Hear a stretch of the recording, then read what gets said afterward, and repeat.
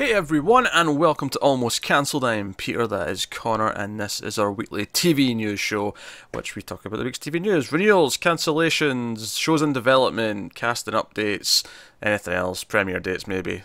That's the sort of thing that typically comes up. Also, at the end of the show, we pick our favourite episode of TV of the week. So that's what we do. Do it every week. We do. Shockingly. It's a weekend tradition. Yeah.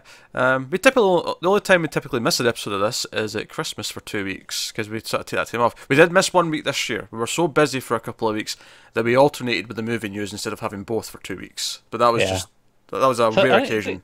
Might be the first time ever we missed a week that wasn't planned. Yeah, that wasn't the Christmas New Year pair of weeks. Yeah.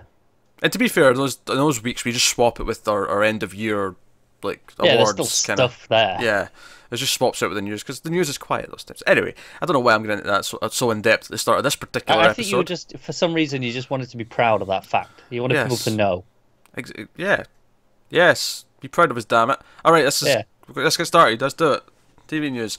All right, we got some renewals up first. We got Dear White People has been renewed for season 3 on Netflix, which is interesting because the final episode's not up yet, but we just recorded our finale for season 2, so that is ready to go up. So we actually just finished watching it, and so there it is. As the news, it's just been renewed, so that's good. Especially since the ending of season 2 left in a bit of a mouth-watering cliffhanger. So it did. It definitely sets it in an interesting direction. Yes, unexpected direction. Definitely. One might say. So that's cool, that's coming sometime next year.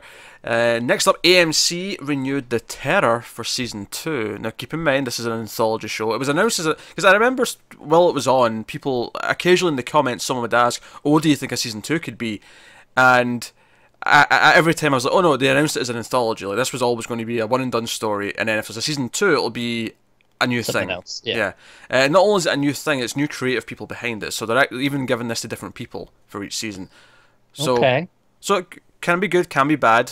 So there's no guarantee on the quality going into this. We could have a bit of a True Detective situation on our hands. I don't know if I'd compare it to that, because that was the same creative.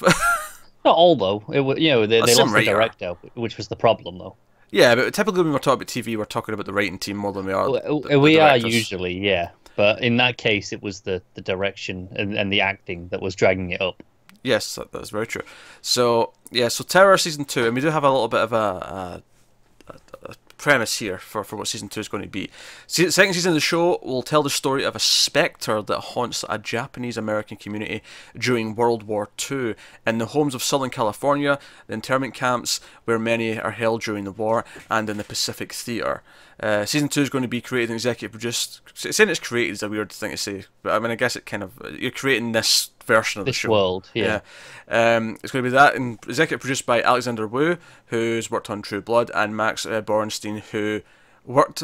This is bizarre given what this is, but because these two things go together really well, but this is nothing like this. He worked on the 2014 Godzilla and Kong Skull Island. Okay. And I like both those movies. I don't know if it necessarily lends itself to this. I mean, depends how monstrous this Spectre threat is. That's true. So we'll see. Wu specifically is the one serving as showrunner. So that, I mean, it's a blank slate. And this is the cool thing, is that even if season 2 ends up sucking, season 3, if it gets renewed, could still be fantastic again. Yeah, I have no reason to be worried at this point, but I can get excited about the premise. I like something that I feel the first season probably could have done more with is the cultural aspect between the Eskimo people and all our sailors, and the creatures link to the other culture, which it was touched upon, but it never really got enough into it for me. This here again telling me, okay, it's a Japanese American community. I think I read somewhere that the monster, the Spectre, is Japanese in origin. Okay, that's interesting. Maybe will it be like their take on a J-horror ghost? Like, is that kind of what they're going to go with here? I'm hoping, play into that cultural divide a bit more, which I feel like the first season probably could have done. So it interests me. Yeah, I mean, the only bad thing about it is that after a great season 1, you should feel confident getting to season 2 that, oh, this ended up being really good, so season 2 should be really good. And you kind of have to just scratch that. And it's not necessarily a bad thing, this could still be great, but you don't have any of that carryover, like, oh... You can't go in with strong expectations, because, I mean, if season 2's good as well, I think you can go, okay, they're picking and choosing the right people to create the stories. You can kind of say that. But with just one, it's hard to have that going in. What are the cats doing that are getting your attention? He's just meowing and pawing at the door. He wants out, but I know Garrus, he's going to want back in like 30 seconds. He's going to be annoyed that he's locked out. Which is why I'm trying to like play the war of attrition here. Yeah, but who gives up first? On the other side, he may also want to get out so he can go for a piss. So on that chance, I'm going to let him out. But hey, so I'll leave you on this. The next story we have is that Timeless has been cancelled again. Yeah, I did see this actually, and I know there's talk that they might do a 2-hour movie finale wrap-up thing. Yes, negotiations are still... guarantee. Yeah, negotiations for that are still happening. They're not. Yeah, because obviously the contract's expired for all the actors because they left it too long. Yes. So kind of got to go from scratch for that. So maybe not. That's something we can get an update on in the future, I'm sure. Given what the cliffhanger they ended on, I would hope we get that movie. I would hope so, because otherwise, yeah, not great. I would hope we get that movie. It's a shame, but I mean, basically, as soon as they revived it for season 2 after they cancelled it, I immediately assumed this will be the last season. I don't see it surviving another year. It had to be a big hit, or it's getting cancelled, right? Yeah. So only it was. I think it was kind of a dick move to go in with such a cliffhanger. And I mean, on one hand, sure. On the other hand, I get it's being hopeful creatives that they're going to get to continue their story and they've got all these plans and. No, it kind of reminds me of X-Files though. Like, oh, you've got another chance. Do an ending. Nah, we ain't doing that. Sure. That said, X-Files was a lot more egregious because it did it with after, because it had a 9-season show, came back for a 10th after 2 movies. The second movie was a failure. Here's your chance to finally wrap up your story. Cliffhanger. No, I know. No, I agree. It's worse, but it kind of reminds me of that. It's like, hey, you've given a second chance. Maybe wrap it up just in case. At least leave it in a neat place. I do think it's a shame that we'll never get the season 3 that was set up at the end of season 2. I mean, even obviously, I want the movie now just to wrap things up and get a 2-hour event out of it. But it'll still be a shame not to get what season 3 was going to be based on what they set up at the end of this. No, I agree. The interesting part for me is that apparently the reason why it's taken so long for this to be officially cancelled is because the negotiations that were happening all past the upfronts up until now were for this 2-hour movie. It wasn't actually I feel like the decision not to have a season 3 happened a while ago. And they've been negotiating for this movie, and only just now are we hearing about it. It's very interesting. Which I don't think is a great sign in terms of it happening. No, because that means that, okay, they knew it was cancelled, a good month ago now, and we're like, hey, maybe we'll give they've been fighting for this movie, and the fact that they didn't just announce it was cancelled and here's a movie at all means that it's probably not great. Yeah, apparently it's working out the financials of doing it that's holding up. And I don't know if that's like they need an X amount of money and they're not willing to give it to them. Although apparently NBC are interested in the movie. It's the production side of things that are right. Up. Interesting. So hopefully it works out and hopefully we get a conclusion. It would be nice. All right, next up, CW announced their premiere dates for the coming slate, the coming fall. Yeah, I had a little glance at this, and I did notice one shift from the schedule from what we had before. Outside of the DC shows we've already talked about, No, the DC shows have shifted slightly since we spoke about them. Not the nights, just the order. Arrow and Legends have swapped places. Oh, you're right. I didn't even noticed that. Yeah, because I was looking for the difference there, and I'm like, Yeah. I thought it was interesting because before they had Legends first, right, as the lead-in, or is it the other way around? What have they got it now? Well, this is the thing. There was Legends was after Flash, but when it moved to Monday, it wasn't before or after Earth, and it was just it was before the other CW show, but it wasn't before a DC show. It was just on its own. on the Monday. Was it? Yeah, there wasn't 2 shows on a Monday this year. No, but for the year coming up, like since we talked about them all moved, right? Oh, sure, yeah. But yes, okay, it was changed since they announced it, but there wasn't any like before or after before. Well, there wasn't.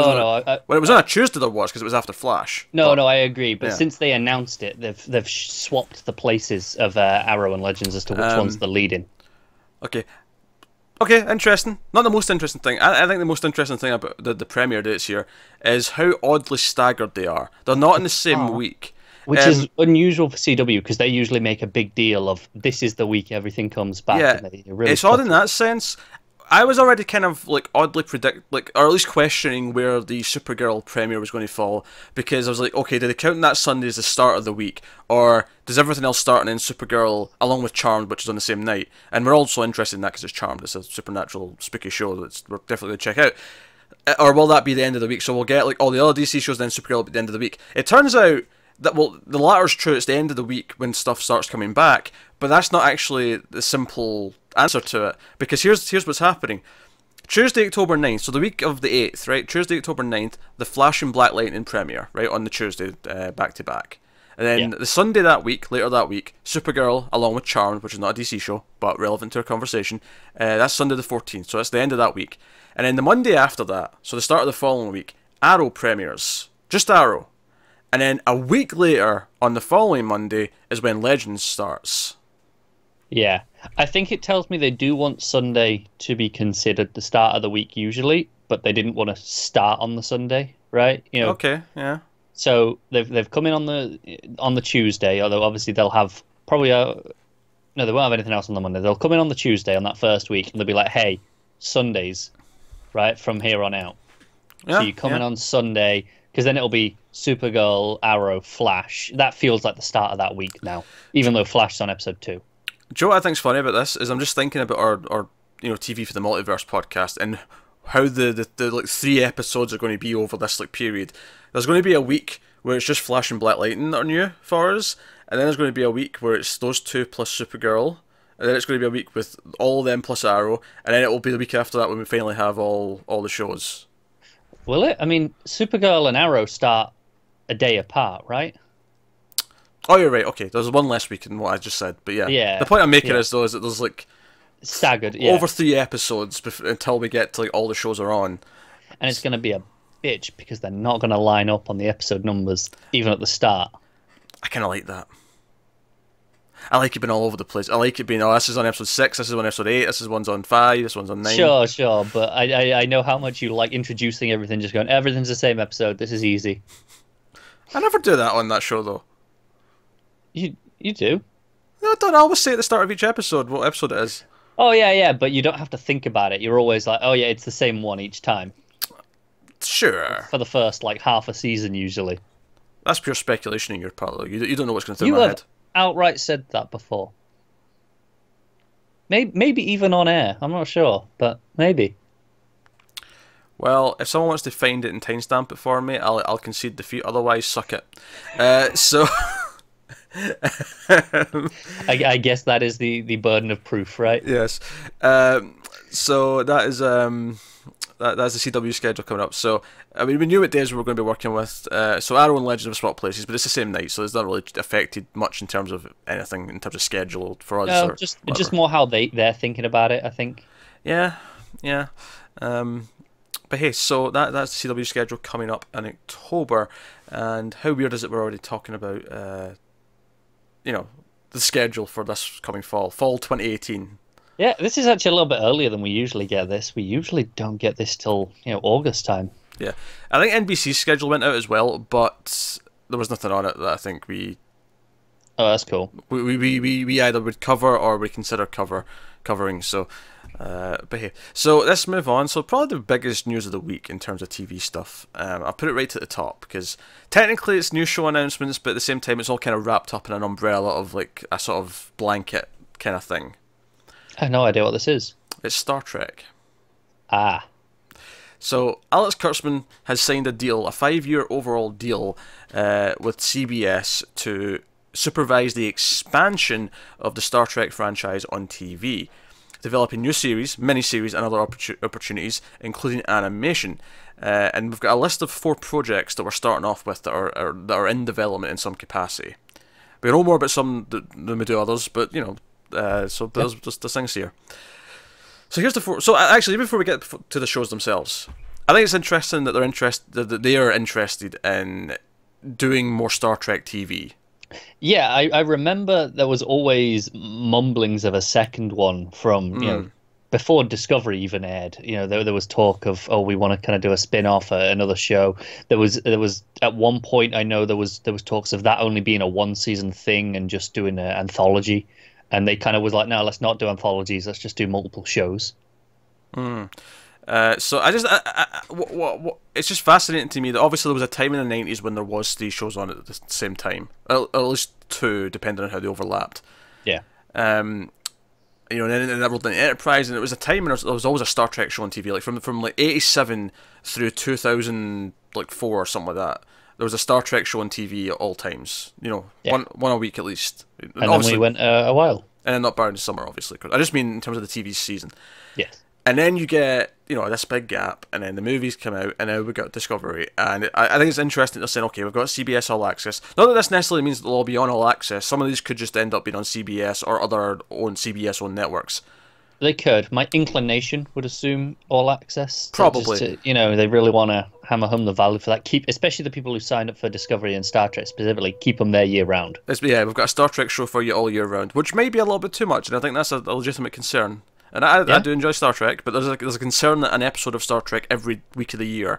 Now, I realise the irony of me saying that when we were watching an episode of Star Trek every week of the year, but that's different. That's going back and watching the old shows. That's our choice. Yes. But hey, so here's the 4 shows that are in development right now. We have a regular series, multiple seasons kind of thing, assuming it does well. A series set at the Starfleet Academy from creators Stephanie Savage and Josh Schwartz.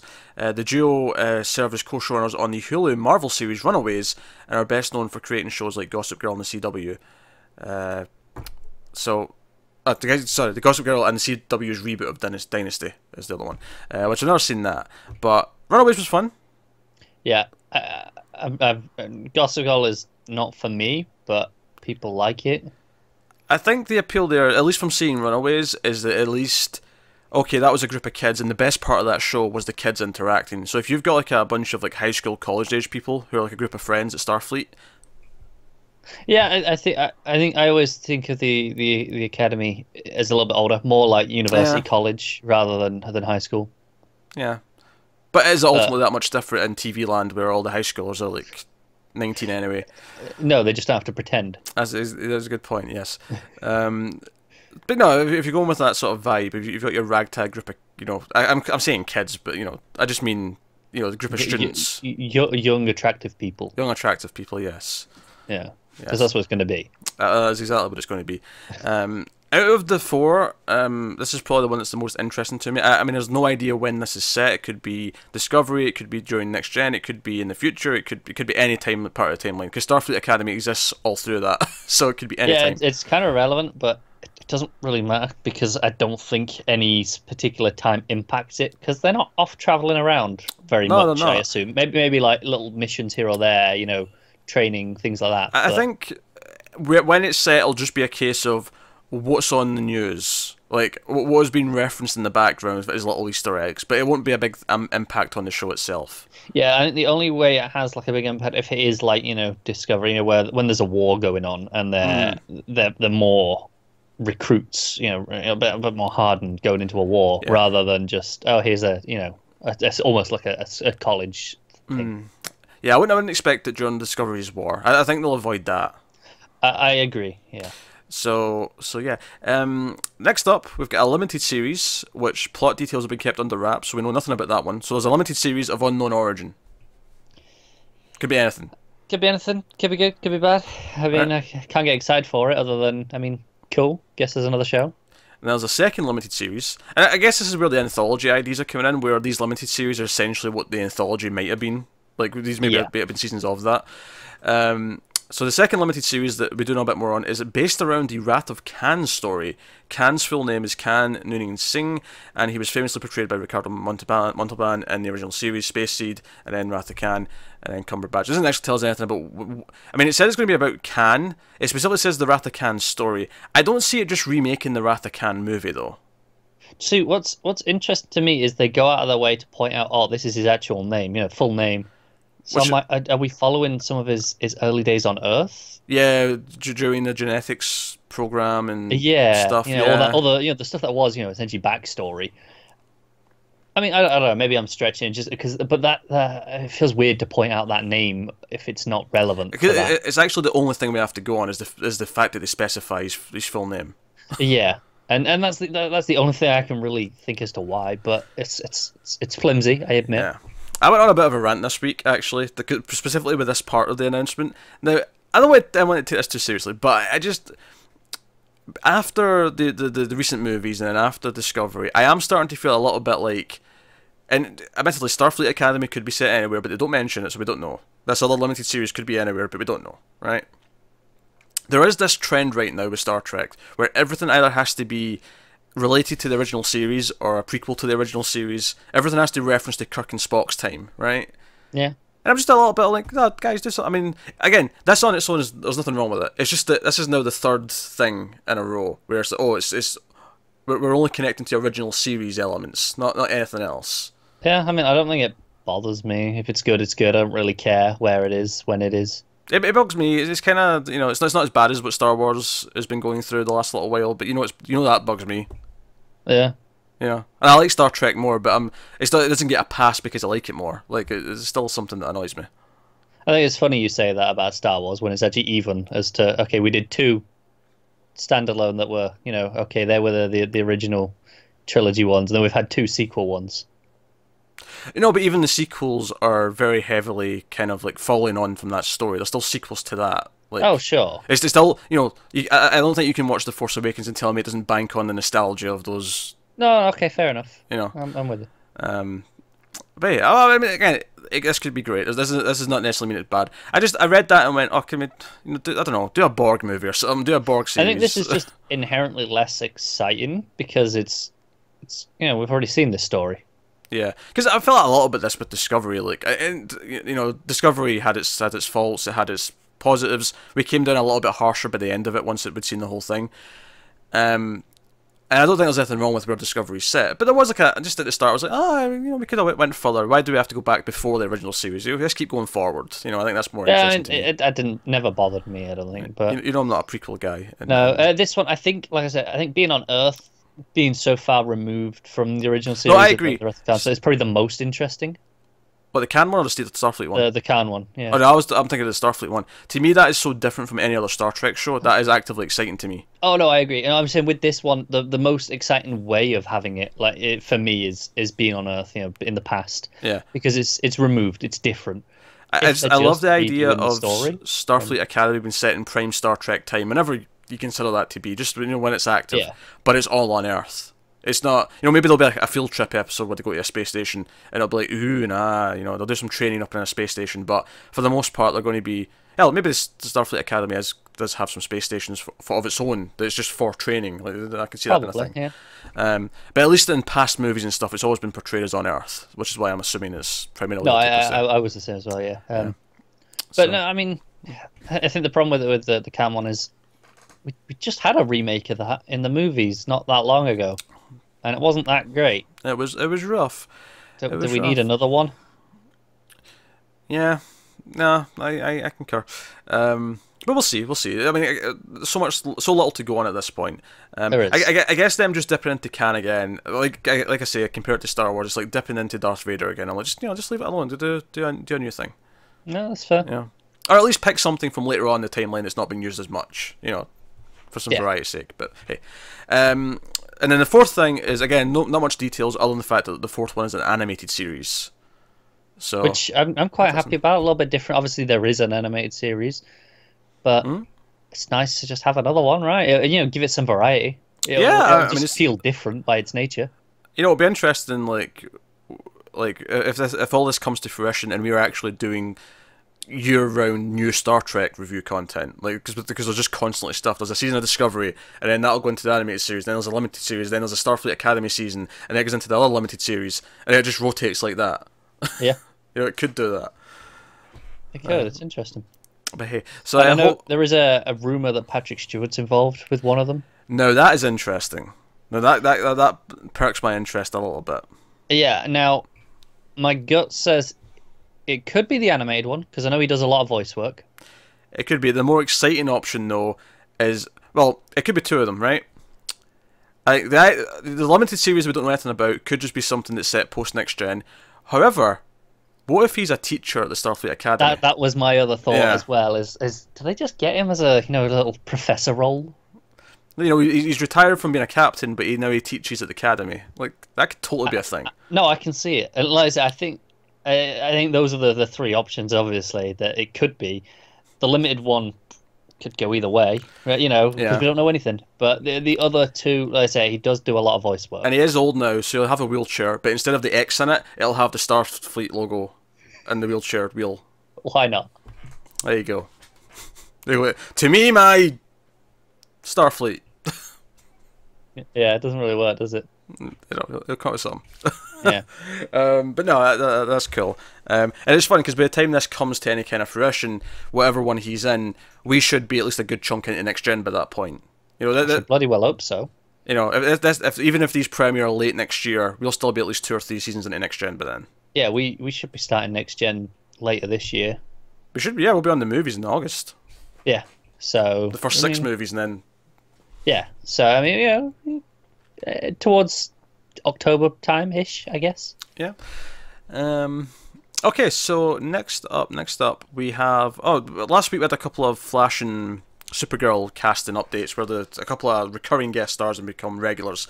We had another one this week for Flash. That is Jessica Parker Kennedy, who...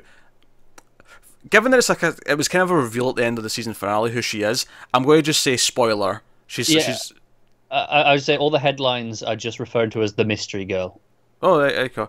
There you go, the mystery girl. If you've seen the finale of season 4, you'll know who she is. But she's a regular for season 5, which I like a lot. It makes a lot of sense, because even though she was such a small part of season 4, given that they set her up as okay, this is what the next season's plot's going to be, it makes sense. She's going to be.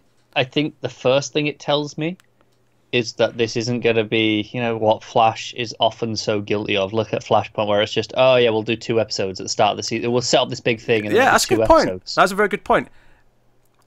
Almost every single cliffhanger they have at the end of a season of Flash is always resolved either after 1 or 2 episodes into the new season.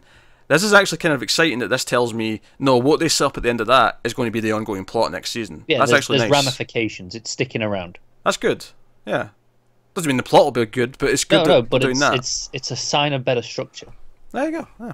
And speaking of comic book shows, DC shows in terms of casting, here's an interesting tidbit that popped up this week.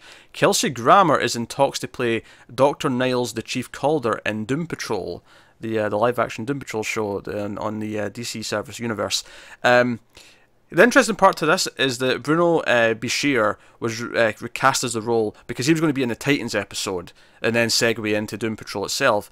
Now, Bashir confirmed the casting himself when that happened, and there's been no update to any changes, so I don't know if he's been recast or if there's some sort of weird thing where it's a different actor on the new show. And again, Kelsey Grammer's just in talks, it's not confirmed yet. But the fact that we're talking about it seems to imply for some reason they maybe changed their mind on who they cast.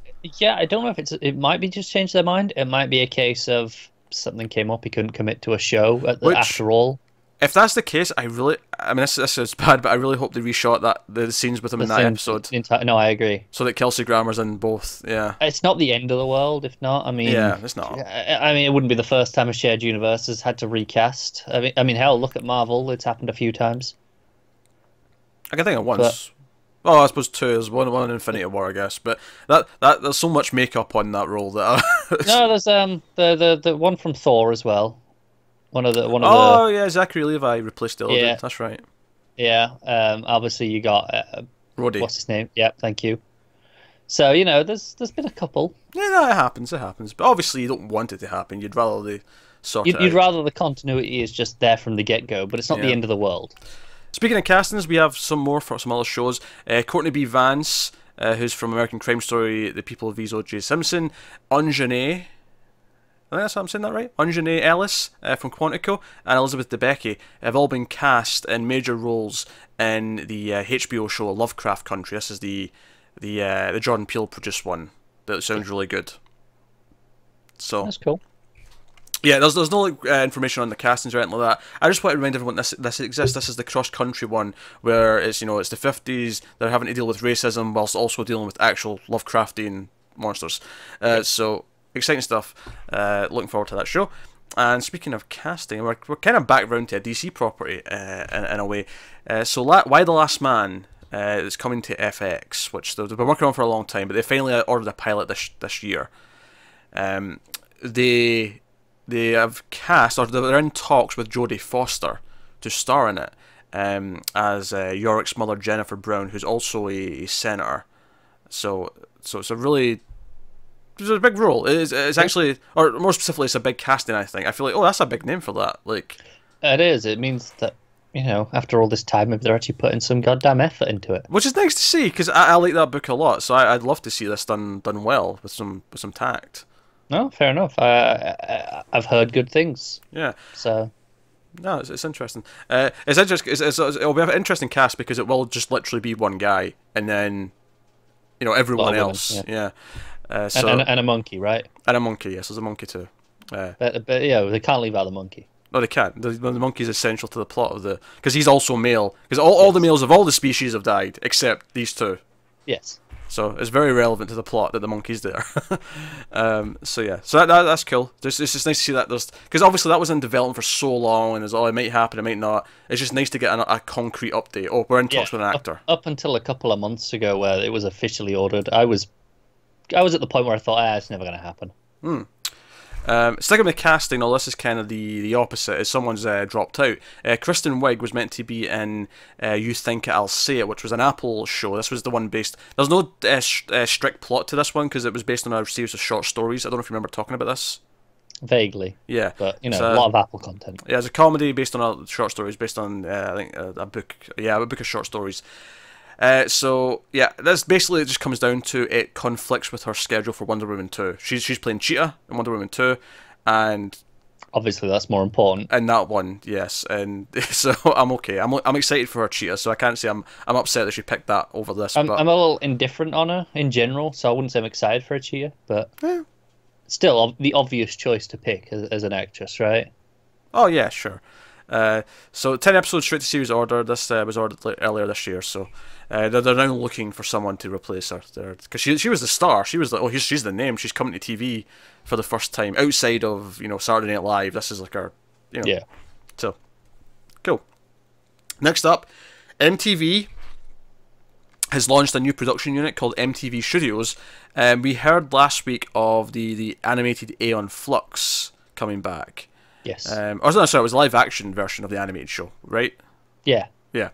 But they've also added, so they're doing that, but they're also doing Daria, which was a big show for MTV back in the day. I never watched it, but people, I remember it being a thing. I remember people being into it. And they're also bringing back some like game shows and reality stuff that they did in the past as well. Yeah. So it's basically MTV kind of making like an effort to say, hey, no, we're going to have content. We're going to make original content again that maybe appeals to... Because I think for a long time they have been the trashy reality TV channel, right? Yeah, I can't remember the last time they weren't. Which is shocking, because I do remember a time when MTV just played music videos. I remember that. Yeah, music videos and concerts occasionally. You get to concerts every so often. Those are always a nice treat, weren't they? And you didn't mind if it was a documentary about a band or something like that. That was okay too. Yeah, relevant. It was mostly music videos. Yes. And then all of a sudden that changed. Because I remember MTV2 started, and that was, that'll be all the indie rock and like cult stuff to sort of go against all the popular stuff in the first channel. And then all of a sudden the first channel just turned into, oh no, it's Real Teen Housewife and Pregnant and some shit. I don't know. Yeah. Whatever shows are on there now. Yeah, so... oh, and Cribs, that was a big thing they had. I remember that being huge. Cribs. A lot of stupid shit on that channel. Yes. So none of this necessarily appeals to me greatly. I mean, Aeon Flux might end up being okay, but I have no attachment. But I mean, I guess it's good that they're saying, oh no, it's kind of, it reminds me a little bit of sci-fi, when sci-fi for a long time were the shitty, you know, Sharknado and movies of that nature channel, Yes. and then they said, you know what, no, we want to get into original content again and make quality TV shows. And look at them now. Now we actually care when they announce something. They make some fun shows that are light, like Winona Earp, but they also make stuff like Krypton, and then they also make stuff like The Expanse, which admittedly they ended up cancelling, but they didn't make that show in the first place. They gave it us to love. Yes. Someone else is, you know, picking up the baton and running with it, but they started it. So credit where it's due. Bezos is that man. Yes, Sorry, is that guy. I get the quote right. Okay, so next up. So here's something we were expecting, but it's officially happened now. Is the Roseanne spin-off without Roseanne. Oh, yes. It's happening. And I love that if she wasn't the title character, like if it wasn't called Roseanne, this wouldn't even be a spin-off. It would just be she was killed off between seasons, and that would be it, right? Yeah. And it would be another season of the same show. But because it's called Roseanne, they have to kind of rework it. But so here's the thing, it's called the Connors, which I think is probably the surname of what the daughter's got now, I imagine. Sure. Yeah, that's like her family name now. But here's the thing, John Goodman's coming back, Laurie Metcalf's coming back, Sarah Gilbert, Lacey Goranson, and Michael Fishman are all coming back from the cast. So it's most of the cast coming back. So it's everyone but Roseanne. Yeah, so it's a spin-off, but like... You might as well have called it that, everyone but Roseanne. I mean, I guess it'll be in a different house. Like they'll have a different set, because I suppose it'll be her house instead of Roseanne's house. But then that'll be the epicenter of all the characters meeting up all the time. But other than that, it's probably just going to be the same show without Roseanne. Yeah. Which is really funny. I'm not going to lie. It is. I can't wait to, you know, every week, and she knows that it's on air. And, you know, and people will just be tweeting at her. You're like, hey, not your show's on. Yeah, Michael B. Jordan, we're not going to talk about the MTV Movie Awards, either on this or on the movie news, because it's the MTV Movie Awards. They have Best Kiss, but no Best Director. They're pointless. But I didn't even know they happened. Well, the reason why I know this is because I saw an article, Michael B. Jordan won Best Villain, right, for Black Panther. Yes, Best Villain's an award at this show. Tosses. Which I think that'd been okay award for us to do like an Earth show at the end of the year, because we were just a couple of nerds talking on the internet. But for an actual award show, to have an actor go up and accept an award for Best Villain feels weird to me. And again, no Best Director. What shambles is this? Did he show up to this? He did. He accepted. And that's why I bring this up. Because when he accepted his award, he says, oh, I didn't think I was going to win this. I thought Roseanne had it in the bag. Which was pretty funny. Well, that's pretty funny, yeah. So, credit. You know, credit. Yeah, I think people go to it because, well, you know, it's a big public It's thing free drinks, isn't it? TV. That's what it is. Yeah. They get to crack jokes on stage. I don't know. It's the whole thing. They're just given free food and drinks all night, and you know it. And look at that. I even tangented into a second mention of MTV. That's 2 MTV conversations. Oh, what's going on here? This is more MTV like than we've ever talked about. You've got a secret agenda somewhere. No. Also, can we talk about how this show's called The Connors? Now I'm just picturing a show with like 10 of you. That is terrifying. No one wants that. Even I don't want that. That's just too much work. I'd rather the sweet embrace of death. I think I might as well. Alright, next up, we got some... So we're on the new shows that are being ordered now, obviously. Apple's officially ordered another show. This is one we heard about in development a little while ago. It's called Little America. This is a half-hour series based on true stories from Epic Magazine. It will explore the funny, romantic, heartfelt, inspiring, and surprising stories of immigrants in America. Lee Eisenberg, who worked on The Office, will be working on it, and it is produced by the Big Sick duo of Camille Nanjiani and Emily V. Gordon, which are probably the main reasons why I think, oh, this could be good, is them being involved. Do you know what's funny?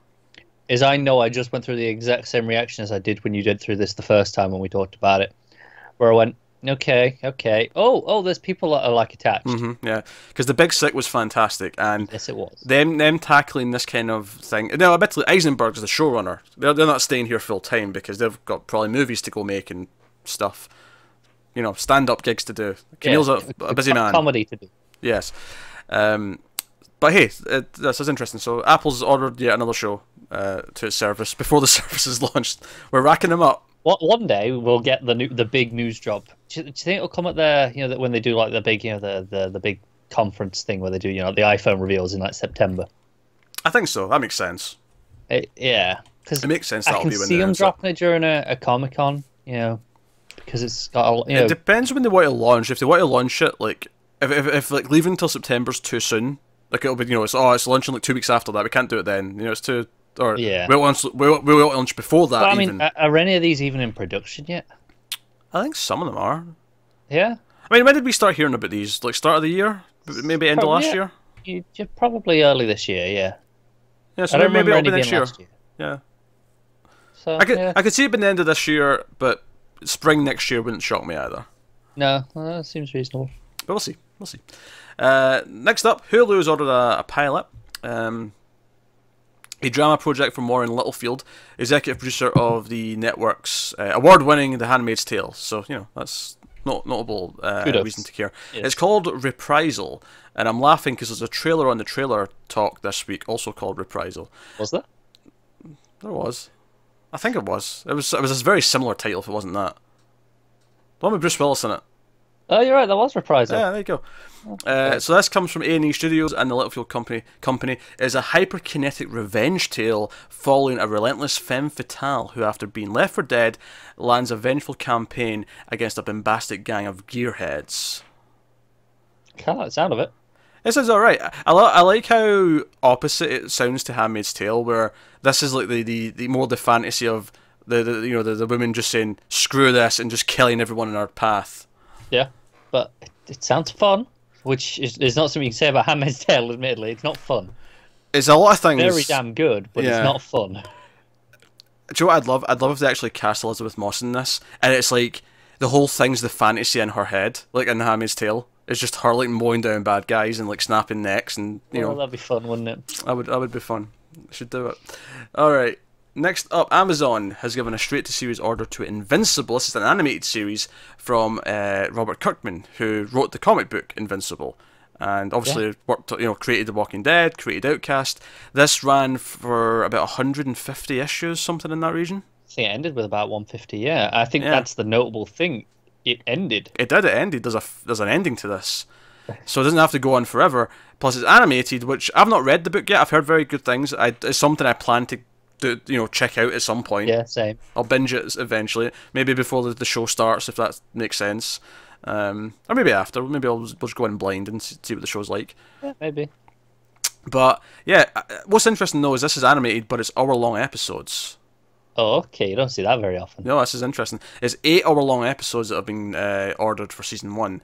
And all it says here is it revolves around a father and a teenage son, and he's taken under his father's wing for training as a superhero. So, I think in terms of budget, this is a great thing, because Invincible, from the few bits I do get, has some very over-the-top action sequences, right? Lots of super heroics. So, doing it animated, but still being the hour-long, pacing-wise, makes it a bit easier for them. And I know it's very bright and colourful, so you can kind of translate that to the show quite easily. Yeah, it may be the best format for it. I think you have 150 issues. I don't know how many trades that divides into in terms of what they're doing. I don't know how many seasons, and if he's working on it, he's obviously going to be helping translate it. So, how many seasons would he think that would, equal? Is that 10 seasons of 8 episodes? Say, Yeah. Is the first season the first 2 or 3 trades, and then go from there. Yeah. But I like that it's ended because it means they can say, okay, right, let's map this out. Let's say. Yeah, they might. Well, you're like, well, you know what? It's a bit too crowded for us to do all of these plots. Oh, sure. So we'll slash this, we'll cut that, and we'll make a nice 6-season show. Yeah. Whatever they've got in mind, they can look at the whole thing, which is something such as Game of Thrones definitely struggled with. Is they left certain plot threads out, and then another book came out and did things with those plot threads, and people went, so okay, you're missing kind of a major thing here. What are you going to do? And they've had to just work around that since. And obviously, Walking Dead has a similar thing where it's like it's kind of just had to become its own entity entirely because it doesn't really have a direction anymore. Yeah, it's completely changed from the comics. At least from my own knowledge, having read 100 issues of the comic, and having seen the first couple, even by the middle of season 3 when I gave up, it was already kind of like going off on its own. Even the ending of season 1 does something that was never in the comics. It's funny actually because there was something in the news this week which I didn't put in the news, which was a certain actor coming back to The Walking Dead, despite the fact that his character died twice in season 2 of The Walking Dead. So it's probably a flashback. Because at first I thought he was coming back as a regular. It's just one episode, I think. So it's probably not a big deal. Yeah. It'll be. Is what's his name already gone by that point? It's the same season, but he may still be there.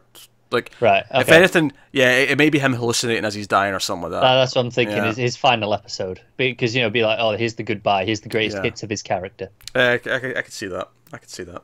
But no, it's worth mentioning that Kirkman did sign a deal with Amazon earlier this year to exclusively work on stuff for Amazon in terms of shows and develop projects. It makes sense, and Kirkman at this point basically just writes comics to be picked up for TV shows.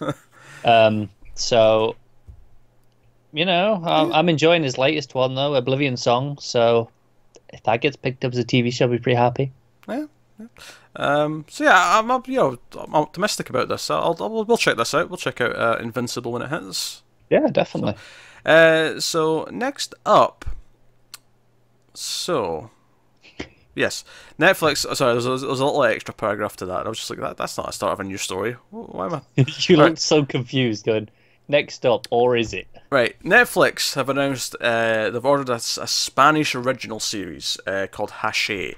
That's Hache, and it's coming. It's going to be written by Velvet Collection writer Veronica Fernandez.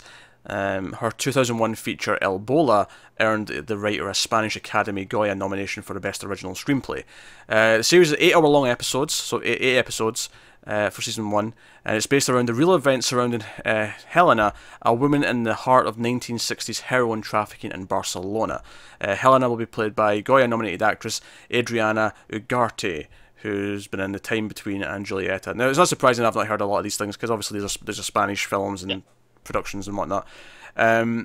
But yeah, it doesn't sound like the sort of thing that we'd be interested in directly, because it's it's drug trafficking. Yeah, it doesn't grab me. I mean, if people go, oh, it's amazing, then sure. But yeah, on face value, it's not. Oh, I need to see this. It's the sort of thing. If we see the trailer and it's like, oh, this actually looks like it's really stylish, maybe we'll check out the first episode. But no, it's nice to see Netflix really commit to doing original productions in every country they're in. Basically, they made a big statement at the start of this year that they wanted to, and they've been following through. Credit to them. And we love 3%. We love Dark. So there's some big hits for us out of this. Yeah, and I know there are a good handful of other shows that other people really enjoy as well that are foreign language. Yeah, absolutely. So yeah, that's Hache. Next up, Apple. Here we go again. Has given a 10-episode straight-to-series order for an English adaptation of the popular French short-form series Calls. That's calls, as in a phone call. Calls. And yeah, so this is interesting. Because this feels like it's less of a traditional TV show, but this was so unique sounding that I had to put this in and bring it up and talk about it and discuss what it is. So it's interesting. This is Apple's first green-lighted international series. And it's also worth mentioning they've also acquired the rights to the original Friends series, so that'll also be on the service whenever it launches. Makes sense. So that's fun. It's created by Timothy Hochette. Calls take storytelling innovation to the next level, and this is like an anthology. Each story is its own thing, allowing audiences to experience short stories through real-life audio sources and minimal visuals. There wasn't a big description for what that meant, but what it sounds like to me is that there might be some sort of phone app that connects to when you're watching it, and you'll get like the phone calls and stuff through the phone. Maybe, yeah. It sounds unique, is what I'm saying. It does. I'm not sure exactly what it is, but it sounds weird and experimental. It does, yeah. I'm intrigued.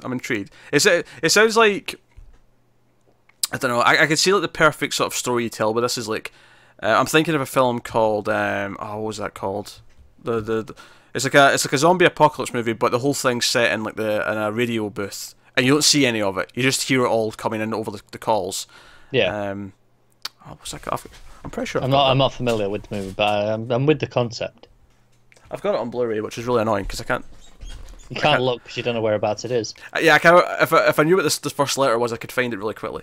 But I can't. But so anyway, I could see something like that working where you're hearing the calls over your phone, and like, the visual is just the guy in the booth. Like, so there's still visuals there in sense of that. I mean, does it need to be on your phone? Can I not just play the audio?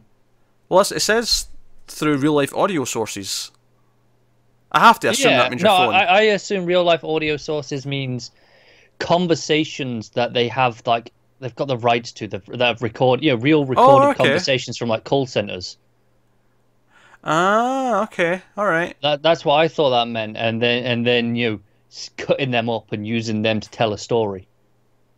Okay, interesting. I didn't read it that way. You may be right on that. That sounds a bit more feasible. It does, but it's still weird. Still weird, don't be wrong, and still takes some work to make a cohesive story out of that. But I don't know, an interesting experiment. But like you say, kind of set in like a radio booth or whatever like that.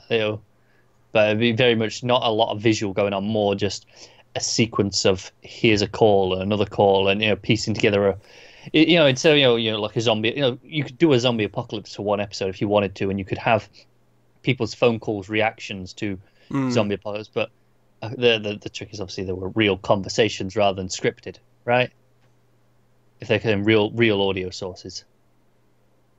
So that makes it almost less interesting to me that they're not just written.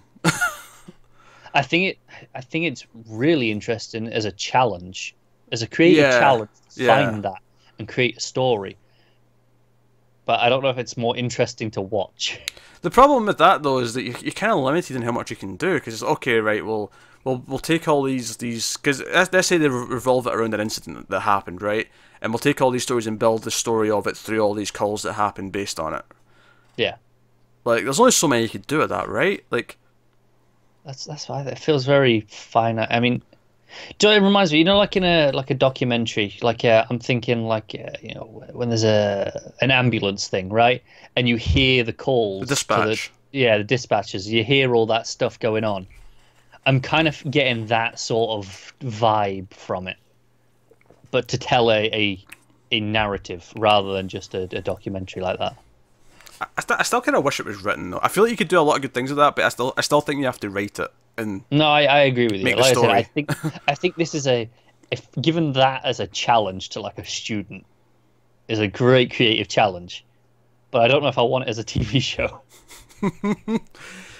I'll be curious. And the short form, so it doesn't even necessarily sound like they're going to be like 30-minute episodes. These could be like 10 minutes each. Yeah. So, we'll see. I thought it was interesting though. It was so weird that I was like, okay, definitely. What's this? All right, next up. Sarah Films has optioned the bestseller Hell's Princess: The Mystery of Belle Gunness, the Butcher of Men. Jesus Christ, that's a long title. Yeah, Hell's Princess will probably be the title of the show, I imagine. Probably. With actor Joseph Cross developing and producing the show. It's a limited series they're working on for this. So, this is written by Harold Schechter. The book explores the life and true story of Belle Gunness, America's most notorious female serial killer, who lured dozens of unsuspecting men into her Indiana murder farm.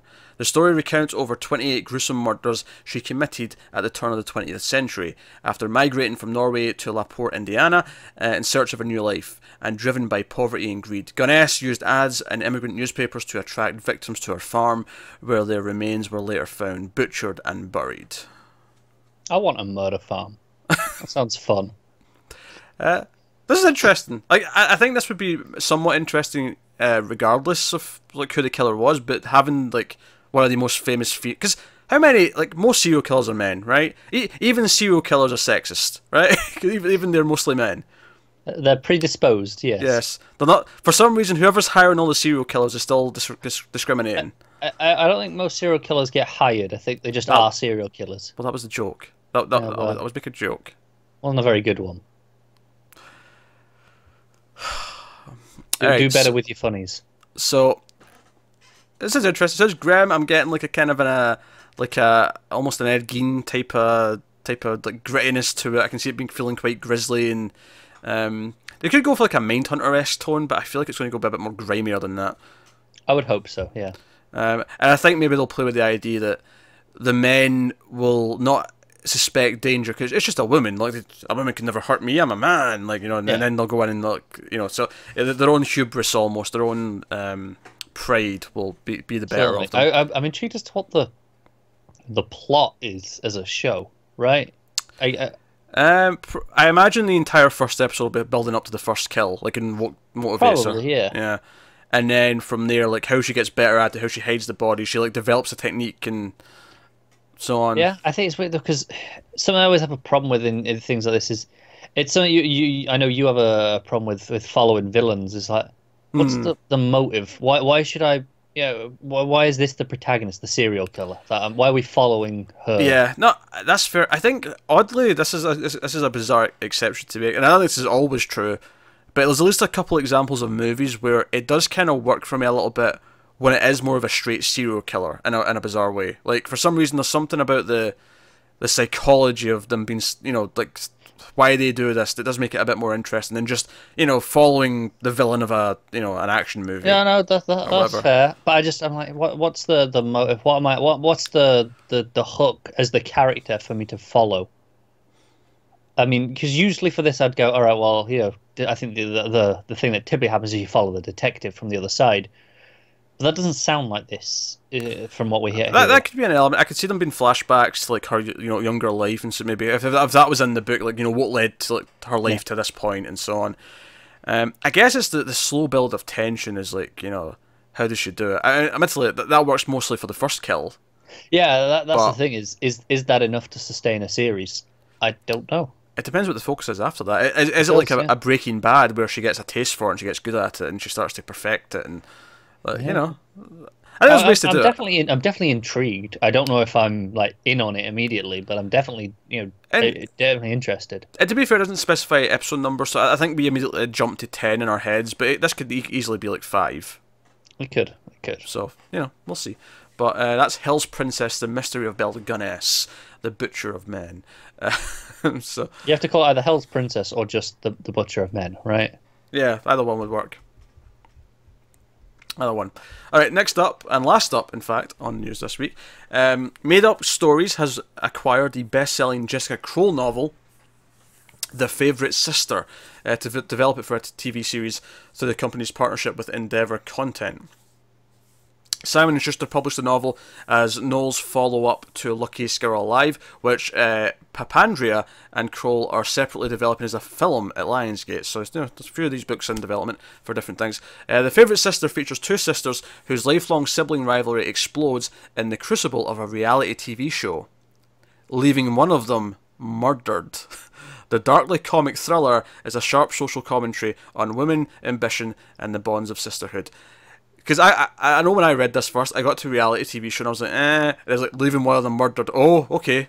Back in. Speak up. And it's like the darkly comic thriller. I'm like, okay, it's got a sense of humour. I'm kind of in. Yeah. It's satirical. Yeah. So it got more interesting as it went along. So props to that. I did. I feel so often these descriptions give me something and then I get less interested as we go on. Yeah. But that gave me a sense of a tone that I can see how this is working then. If it's like, they're fighting on this reality TV show, one of them ends up murdered, and I see potential. I don't know if that's also a limited series. It doesn't mention limited series. It doesn't necessarily sound like something that'd have multiple seasons, but it could be. I mean, depends.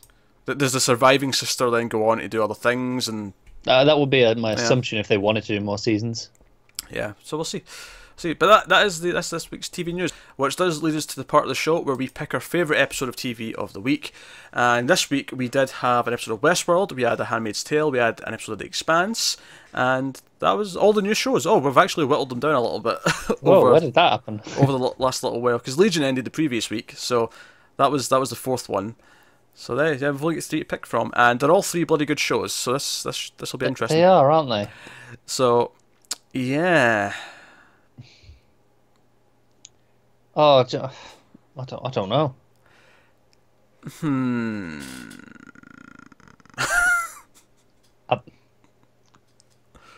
I'm.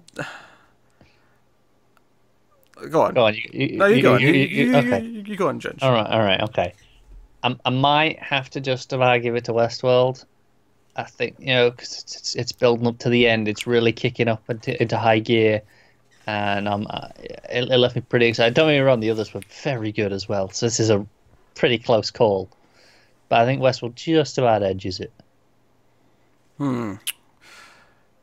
This is a tough week. I feel like they're all pretty even. Pretty even. It's kind of. None of them had their very best episodes. None of them had a weak episode very either. Good. Yeah. Yeah. It's a tough week.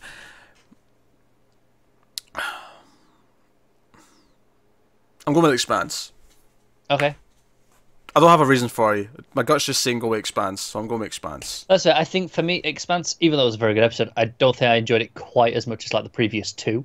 That's fair. So I'm like going, okay, just by that logic, I'll cut that one out. I think it developed some of the characters on the peripheral a bit more. It's kind of ignored the usual crew, developed some more people, some surprising moments. But I'm honestly, right now, it's a toss-up between the three of them. They're all great this week. Next week's going to be a tough choice. Because we have the Westworld finale and the Expanse finale. It's a double Expanse finale next week. Yeah. So, that's going to be tough. That's going to be very tough. God damn it.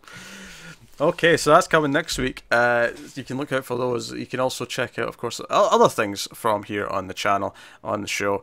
And obviously, we've been promoting for a little while. The first episode's coming this month of Almost Cancelled Extra for Patreon. It's an exclusive Patreon show. So go over to patreon.com/MailFuzzTV if you want to check out everything that's over there, and if you want to support us. Obviously, like and subscribe and all the usual stuff. All supports us as well. If you can't donate money, that's absolutely fine.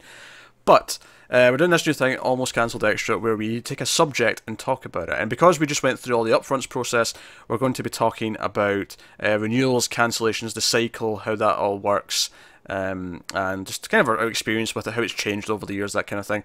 We're recording that this week, so Patreon should have that by the end of the week, or the latest, the start of next week.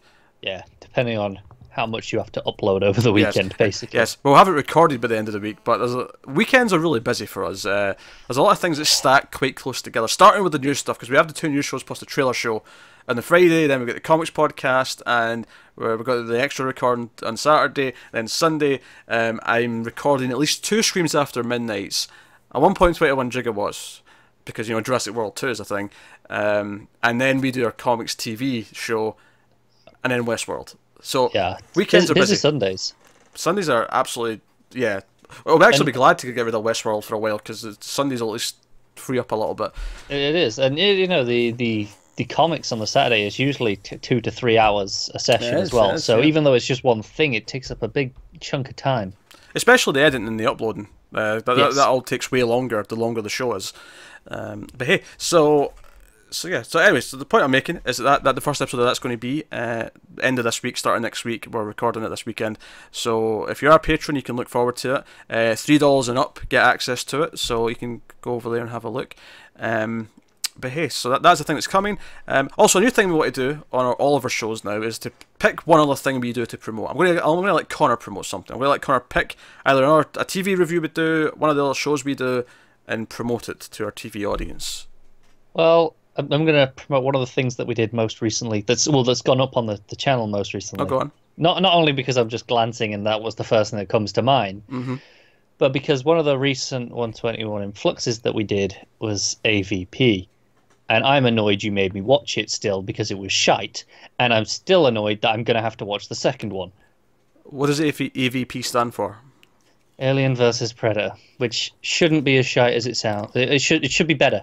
And it's shite, and I'm annoyed still. And that was 2 weeks ago I watched that now, because obviously they go up a week early for patrons. So I'm bitter. Look, we have this rule: new film in a franchise coming out, we work through the films in the franchise if we haven't done them already. That's the rule. AVP's a part of that franchise. I know, but it doesn't mean I have to like it. So yeah, so that's everything. So yeah, check out even if you don't want to support us on Patreon and get the exclusive stuff, it's handy to go over there for all the links to all the various audio feeds, all the shows on YouTube. There's a nice handy link, but there's a post at the top with all that information in it with handy links. Very useful. But otherwise, that is us. So thank you for watching or listening. We always appreciate it. Keep watching TV. We'll see you next time. Have you got any vanilla?